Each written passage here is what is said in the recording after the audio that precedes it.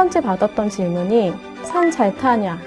라는 거였어요. 책상에 앉아서 여유롭게 차를 마시면서 그림을 그리는 모습이 연상된다. 누군가는 이들이 존재했다는 걸 기록을 해야 되지 않을까. 식물도 충분히 젊은 사람들이 즐길 수 있고 모든 연령대가 즐길 수 있는 문화다라는 것들을 좀 이야기하고 싶었고, 이소영이라는 교과서의 제목은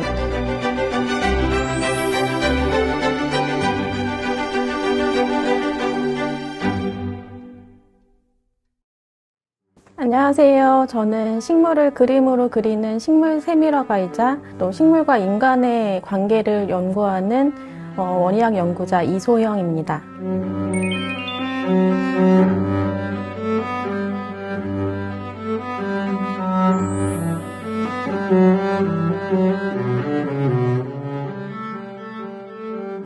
저는 도심에서 쭉 자랐어요. 어린 시절을요.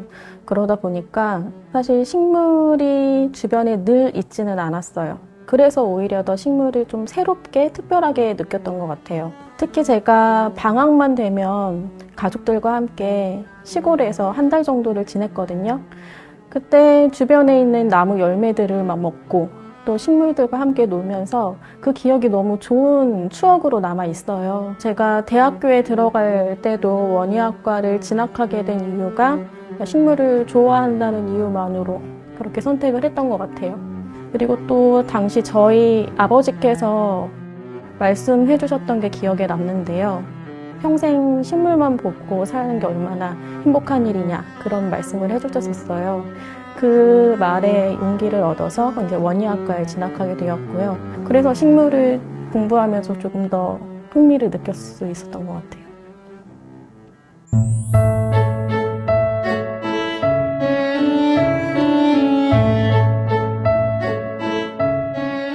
그림 그려야 될 식물종이 정해지면 그 식물이 속한 속이라는 단위, 그 가족에 있는 식물들에 관해서도 이제 연구 논문들을 찾아봐요.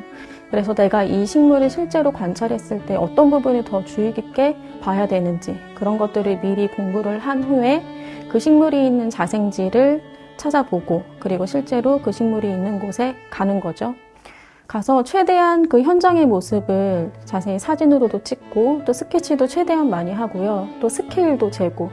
그래서 현장에서 기록할 수 있는 최대한 많은 기록을 한 후에 그 식물을 채집해서 제 작업실로 가지고 와서 현미경이나 룻배로 식물을 조금 자세히 관찰해서 스케치를 하는 거죠. 근데 이런 과정이 한 번으로 끝나는 게 아니라 식물의 꽃도 그려야 되고 열매도 그려야 되고 씨앗도 그려야 되고, 그러다 보면 식물을 촘촘히 관찰을 해야 돼요.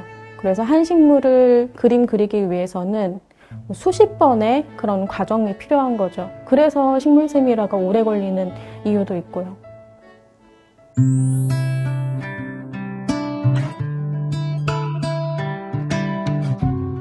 식물 세밀 화가의 모습이라고 우리가 보통 상상을 하면 많이들 그러시더라고요. 책상에 앉아서 여유롭게 차를 마시면서 누군가가 찍은 사진을 보고 그림을 그리는 모습이 연상된다 라고 많이들 이야기를 하시는데요.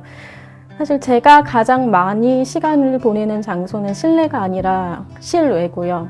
식물이 있는 장소, 산, 그리고 식물원 이런 곳에서 거의 많은 시간을 보내고 있고 3분의 2 정도의 시간을 밖에서 보내는 것 같아요. 그래서 저는 늘 등산화에 등산복 입고 식물을 찾으러 다니는 그런 모습을 띠고 있어요.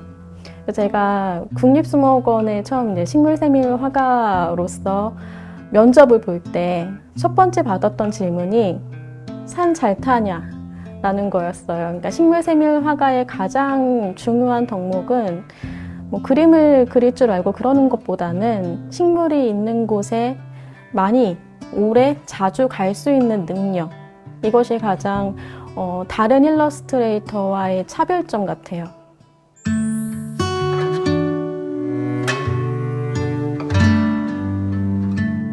우리가 흔히 하는 식물에 관한 오해. 식물은 수동적이고, 약하고, 느리다. 어느 지점에서 그런 이야기를 하는지는 충분히 알지만 사실 저는 식물을 보면서 굉장히 강하고 굉장히 빠르다라는 걸 느껴요. 어느 지점에서 느끼냐면 제가 주변에 느티나무 중에서도 이제 오래된 500년 된 느티나무가 동네에 있어요. 그 느티나무는 어떤 절 앞에 서 있거든요. 느티나무는 임진왜란, 한국전쟁 이런 것들을 다 겪고서도 지금 살아남았죠. 근데 그 절은 전쟁에 의해서 무너지고 폐허가 되면서 다시 개건된 거예요. 그리고 예전에 살았던 사람들은 다 죽고 다시 태어나고 죽고 태어나고를 반복하는 거죠. 거기에서 그럼에도 쭉 살아있는 건 느티나무예요. 그 느티나무를 약하다고 할 수 없거든요. 그 느티나무 아래에서 생각을 하는 거죠. 지금 한 100년, 200년 시간이 지났을 때 살아남을 것은 나일까? 저는 100년밖에 살지 못해요. 길어야 100년. 우리 인류가 남긴 그런 고층 건물, 대단한 조형물 이런 것들도 100년, 200년이 지나면 다 허물어지겠죠. 그러니까 최후에 살아남는 게 승리자라면 최후의 승리자는 저 느티나무일 확률이 높다. 그러니까 그런 점에서 식물은 전혀 약하지 않다라는 생각을 하게 되고요. 여름에 꽃이 피는 삼백초라는 식물이 있어요. 그 삼백초는 물가 주변에서 꽃이 피거든요. 삼백초의 꽃이 굉장히 작아요. 그리고 삼백초 꽃에 있는 주변 잎은 여름 동안에 흰색을 띄어요. 잎은 원래 대부분 초록색이잖아요. 근데 이건 흰색인 거죠. 그러니까 이걸 보고 사람들은 잎이 색이 바랐으니까 이거 좀 시들시들한 거구나, 상태가 안 좋구나 이렇게 생각을 해요. 그런데 이 잎이 흰색인 건 삼백초가 유도한 거예요. 꽃이 굉장히 작기 때문에 이 꽃에 매개하는 동물을 끌어들이기가 힘들어요. 꽃만으로는. 그러다 보니까 꽃 주변의 잎 한 장, 두 장 정도를 흰색으로 변화시켜서 곤충들이 꽃처럼 착각하게 만들어요. 꽃이 피어있을 때에는 주변 잎이 흰색이지만 한 달 정도가 지나서 꽃이 질 때, 수분이 필요하지 않을 때, 곤충이 필요하지 않을 때에는 그 잎이 다시 초록색으로 돌아와요.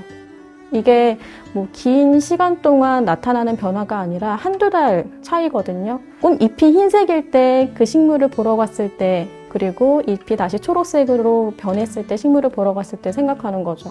식물이 이렇게 변화할 동안 나는 뭐 했었나. 식물은 정말 빠르다. 그런 생각들을 계속 하게 돼요.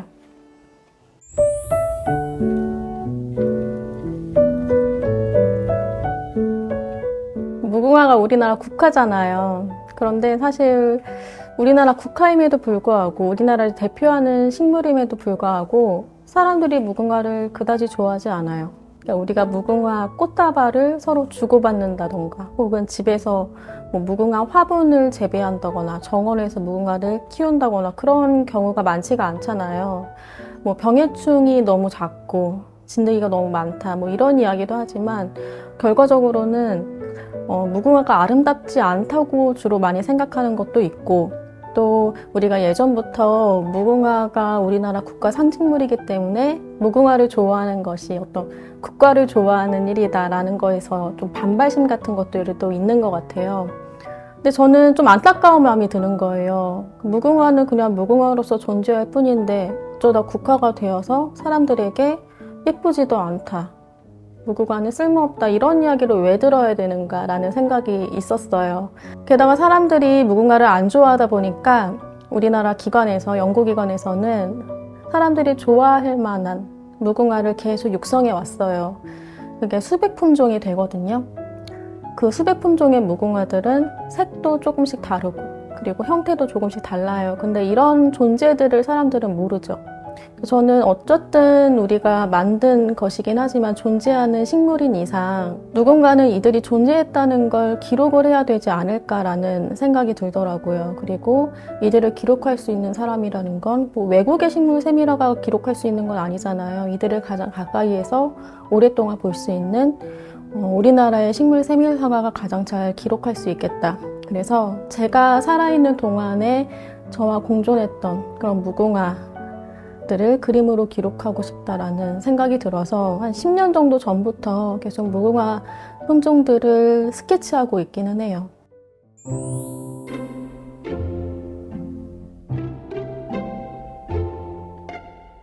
제가 하는 일은 식물을 그림으로 기록하는 일이기 때문에 그걸 잘 해내는 것도 중요하지만 지금 이 시대의 식물세밀 화가로서 해야 할 일 중에 하나는 식물 세밀 화가의 어떤 영역을 넓히는 일이라고 생각해요. 그래서 새로운 그런 장르의 일들을 최대한 많이 해서 제 후배들이 일할 수 있는 그 편안한 환경을 만들어주는 것도 저의 역할이라고 생각하거든요. 제가 특히 처음 식물 세밀화를 그린 곳이 국립기관이기 때문에 어떤 공적인 그런 목표의식 이런 것들을 많이 배웠었어요. 그러다 보니까 그런 역할로서의 어떤 책무 같은 것들이 있는 것 같아요. 그리고 제가 수목원에서 일하면서 느꼈던 건 그러니까 식물을 즐기는, 식물을 좋아하는 연령대가 굉장히 한정적이다라는 생각을 많이 했었어요. 우리가 식물을 재배한다라는 걸 떠올렸을 때 그 풍경이라는 게 예전에는 베란다에서 할머니, 할아버지들이 난을 재배하는 그런 모습들을 많이 떠올렸었거든요. 그러니까 그런 편견 같은 것들을 좀 깨고 싶었어요. 식물도 충분히 젊은 사람들이 즐길 수 있고 모든 연령대가 즐길 수 있는 문화다라는 것들을 좀 이야기하고 싶었고 그런 차원에서 저 또래 친구들에게 식물이 이렇게 소중하다라는 걸 이야기하는 어떤 역할도 하고 싶었어요. 그러다 보니까 젊은 세대들이 향유하는 그런 문화에서의 식물 세밀화가 필요한 걸 좀 많이 일을 하려고 했었어요.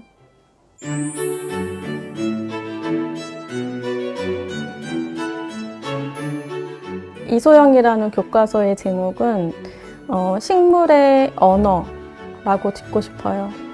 저는 식물의 형태를 관찰하는 일을 하는데요. 식물의 형태라는 건 식물의 의도, 식물의 의사 이런 것들을 계속 파악하는 일이기도 하거든요. 그러니까 우리가 식물의 형태, 식물의 꽃이 시든 모습, 잎이 메말라 있는 모습을 보고 물이 부족하다는 걸 알고 햇빛이 부족하다는 걸 알고 그거에 해당하는 어떤 처방을 해주는 것처럼 식물의 형태는 식물의 의사소통의 거의 전반이에요. 왜냐하면 식물은 우리처럼 이동하지도 못하고 그리고 느리게 움직일 수밖에 없기 때문에 형태로서 모든 걸 다 드러내요. 그리고 식물이 지금까지 살아온 그런 생존 방식 그런 것들도 형태로서 드러내고요. 그러다 보니까 제가 식물의 형태를 관찰하는 일은 식물의 언어를 파악하는 일인 것 같아요. 그래서 저의 교과서의 제목은 식물의 언어라고 하고 싶습니다.